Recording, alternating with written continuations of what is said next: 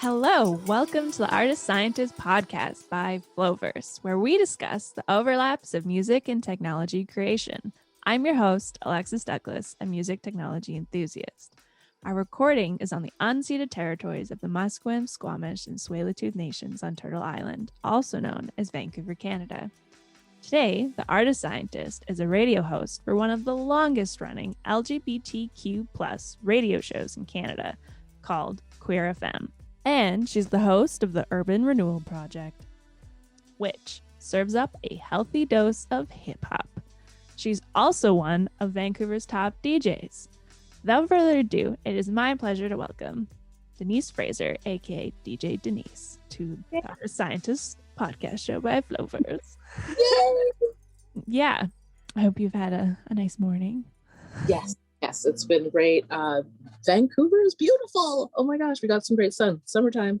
Well, it's almost. Alrighty, I'll just get right into it. The first question, how long have you been involved in the Vancouver music scene?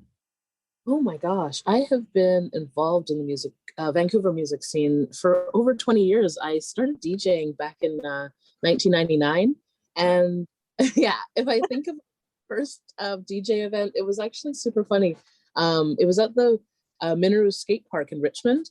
Okay. And I was asked to bring sound and music and like just rock the crowd. So I had no idea what that meant. So I basically just grabbed my dad's speakers and a couple of turntables and like my vinyl records, and I hooked it all up. Like, oh yeah, and the amp as well. I needed the amp to make the sound work, you know? Yeah. And yeah.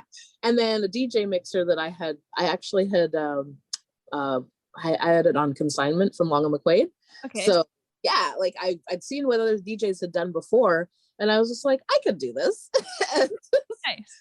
Yeah, I just threw it all together, and I didn't really know what I was doing, but from there, that's where my DJ career started. Like just taking and putting it all together myself. And like, you know, the old school sound was basically just an amp and like a little piece of copper wire to connect.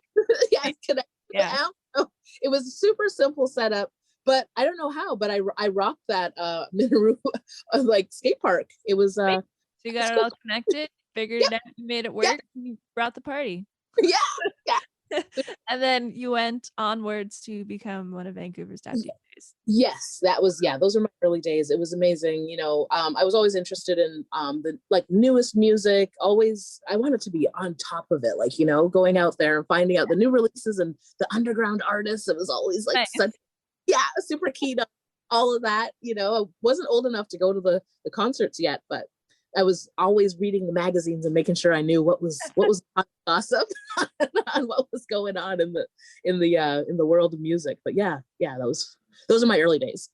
Okay, well, I guess then that like segues into like question number 2. What excites you most about learning a new piece of gear? Yeah, like so thinking about that first mixer when I picked it up, like just going home and, you know, making things work, you know, like when you slide fader over to the left and all of a sudden sound comes up and you know slide the other little knobs around and find out what, like maybe you get a low pass filter sound or whatever it is. It's just to tinker around. And even like there wasn't as much YouTube videos and tutorials back in 1999, so a lot of hands-on and mentors were a big part of like how I learned how to work with sound and stuff like that too. Okay. So yeah, and it was wonderful that my dad was really into his record collection and his sound system as well. So I would watch how he put it together and follow in like how that all, you know, worked. And you know, music technology has changed so much since back in those days too, right? Like the connectivity it's exploding. So many options. Yeah. But I guess you're talking about like when you're like turning that fader and it like does the thing and you're excited that it does the thing. There's definitely something that's really satisfying when the thing works the way you wanted it to. Exactly. Sure. And I guess it's fun always learning new things. So it's so fun. And it's especially when I like started learning about microphones too, like just I first started off just by using a DJ mixer and plugging a microphone into that. So Right. as soon as you maybe like turn it up too loud and then you get that hiss or the big feedback sound, you're like, okay, that's not that's not a good thing. Yeah. Alrighty. Well then I guess like that's how you started learning how to DJ. Yeah. From your perspective, where do you see like the next generation of music going in regards to evolution and music technology? Yeah, I was thinking about this really long and hard. And the next generation of music is definitely like going very digital. And it's I think it's gonna be even simpler for folks to learn, not as hard as, back in our days when we had to learn all the like technical details and exactly, well, like, if you don't plug this in properly or have it tied in or tight enough, that it's not gonna work. Yeah, like I feel like the digital realm is going to take over, and like especially for DJing, like everybody's a DJ now. You can have your Spotify list and be playing your music, and yeah, it's also like lighter because you don't have to carry all the crates of vinyl. Exactly. The other thing I was gonna get to too, because like there's no around all this vinyl or like two turntables. Nobody does that anymore. Like I know even my children, they don't even know what turntables are. They only know because I have them in the house. Like if they would have no idea how they worked. Like I'm sure their friends would be like, what is a turntable? Like, you know what I mean? Yeah. That makes sense. So like the next generation is going to be more digital and their setup will be lighter. Yeah, and so much simpler. You could probably and there's YouTube videos to teach you how to do it. Exactly. YouTube know how to use your cell phone. Yeah, for sure. Yeah. All right. Well then, I guess we'll segue into our next question. As a DJ, can you share some tips, I guess, for like the next generation, or a story about how you get into the flow state for DJing? Yes, I love this question, actually. I spend a lot of time listening to music, and I'm just amazed by all the different combinations of sounds. Yeah. And yeah, especially like during the pandemic, I've been playing around with like different genres of music and different beats and stuff like that. So, and creating my own beats too, which is fun. So just being able to blend all these sounds together and like make them sound good is is a fun, flow state that I've noticed I have gotten into. And the definition I was looking into is like being in the zone basically and shutting everything, right? And when so if I'm at a gig and I'm in a flow state, like not too many things can interrupt what I will be playing next, unless somebody is like, oh, I have a suggestion like for a next song, but I'll be like, hold that thought. I'm going to continue with what I'm doing here.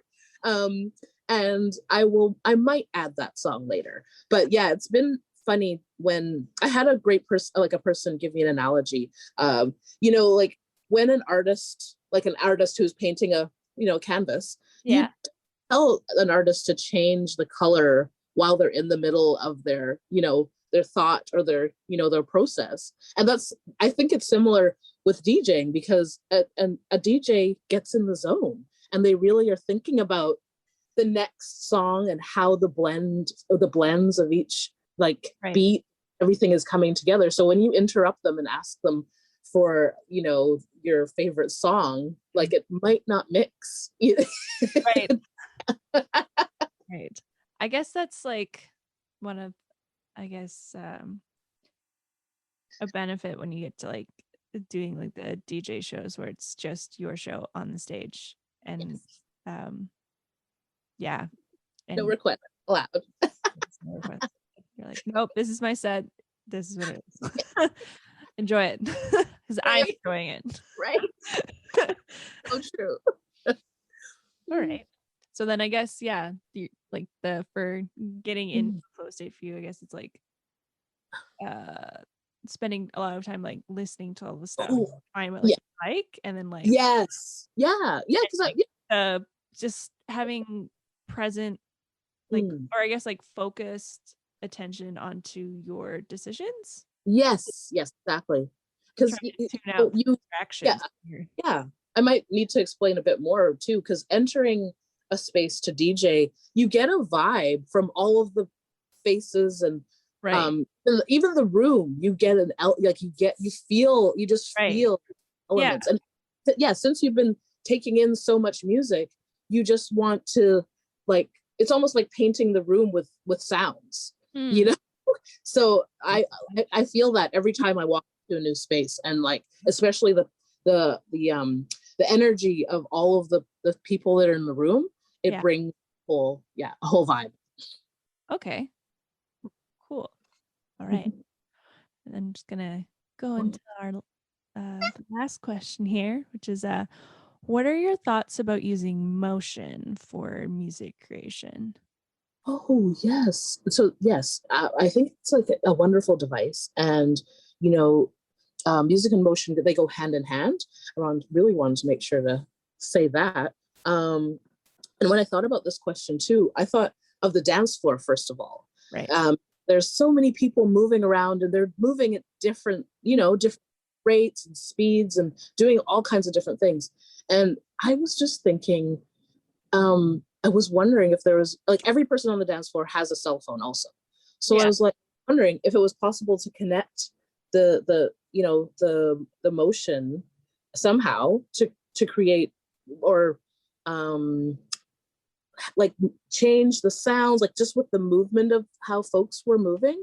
I'm not sure if it's possible. I'm just thinking outside the box, but and possibly every single person could hear like a different sound because of the way that they're moving. Like if they, how they have the silent disco, right? Yeah. Discos. Yeah. And everyone, there's like the little FM thing, so you can have like 4 DJs and like everybody's dancing, but you can tune in which DJ you feel like at the moment, right? And then you're just like looking at it and it's silent, but then everybody's dancing differently because everyone's listening to different music at the same time, but we're all hanging out together in the park. And I was like, that would be amazing. Like if the MIDI-mo or the motion could be adapted to kind of tap into one of those frequencies, and then it's almost like everybody's listening to a different song. Like even the DJ doesn't even know what you're listening to because you're controlling it with your movement, So I would like a mass MIDI-mo jam. With everybody dancing in the circles. Or I guess maybe it'd be a circle, maybe it wouldn't be a circle. The space. I don't know, I'm way out of the box, but I was thinking because everybody does have Bluetooth, and there's gonna be a way. Like how many MIDI-mos connected? Making music for a mass experimental jam. So here for it. That sounds neat to see if what would happen. Alrighty. Well, I guess that sort of like wraps up the last question. So I guess, can you tell us about some of your projects that you're currently excited about? Yes, well, I'm continuing to produce and host my 2 radio shows. So QueerFM, is on Tuesdays, 8 a.m. till 10 a.m. on CiTR. And then also Urban Renewal Project is also on Tuesday from 10 p.m. till midnight for Co-op Radio. So I've been recording podcasts at home and speaking with artists from all over the world, actually. And also, like keeping everybody up to date on what's new in the LGBT music and like urban music scene around Canada as well. Thank you very much, Denise Fraser, for talking with me on this Artist Scientist podcast show by FloVerse. I love it. All right. And to our listeners, thank you for listening to the Artist Scientist podcast. We regularly post new episodes on all major podcast platforms. Make sure to follow on your favorite podcast app. The Artist Scientist podcast is conversations with various music artists and technology enthusiasts on topics related to creative experimentation, finding your flow state, and the future of music. Stay connected with FloVerse on all major social media platforms or visit our website at floverse.ca. Lastly, remember to download the free Midimo mobile iOS app by FloVerse and enjoy a new music production experience using 3D motion. Get in the flow with Midimo.